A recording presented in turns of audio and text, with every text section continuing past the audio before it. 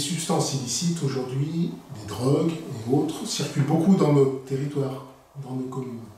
En tant qu'élus locaux, nous sommes nombreux à constater le développement des trafics qui s'y rapportent. Et nous constatons fortement les conséquences de ces trafics, que ce soit sur la tranquillité, sur la sécurité, les conséquences sanitaires pour les jeunes qui consomment de plus en plus tôt, de plus en plus fortement, les conséquences sociales qu'engendrent ces trafics, et surtout, un point qui me paraît important, les conséquences sur le pacte républicain qui est en train d'être battu en brèche parce qu'un certain nombre de nos concitoyens, voyant le trafic se développer, ne comprennent pas que la République n'arrive pas à l'endiguer. Donc il y a à mon sens un vrai enjeu de société à répondre globalement à nos concitoyens. Pour autant, les élus locaux, les collectivités et leurs partenaires de terrain, que ce soit la police, la justice, les acteurs sociaux, la prévention spécialisée, agissent depuis longtemps, que ce soit par exemple sur les risques d'alcoolisation massive, qui touchent une partie des jeunes, pas sur tous les territoires, mais spécifiquement plutôt sur certains, les risques de polyconsommation chez les plus jeunes de nos concitoyens. Il faut vraiment avoir conscience qu'aujourd'hui, ils ont accès à beaucoup de produits tout le temps, et qu'il faut qu'on leur explique, parce que ce n'est pas naturel, pourquoi ça peut être dangereux pour eux aujourd'hui et pour leur développement futur. Et puis bien sûr,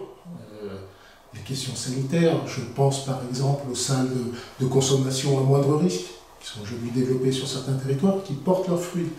Je pense bien sûr à la lutte contre les trafics avec les services de police, avec les services de justice et l'impact des trafics que les élus locaux essaient de réduire sur leur territoire. Nous agissons, mais la loi, telle qu'elle est aujourd'hui, la loi notamment du 31 décembre 1970, ne répond plus aux besoins de notre société, ne permet pas de limiter la consommation, ne permet pas de faire de la prévention, ne permet pas d'assurer correctement la sécurité des citoyens. Et il nous semble, au Forum français, qu'il est nécessaire aujourd'hui de se poser des questions, d'avoir un vrai débat sur la place des drogues, des stupéfiants dans notre société et dans notre loi.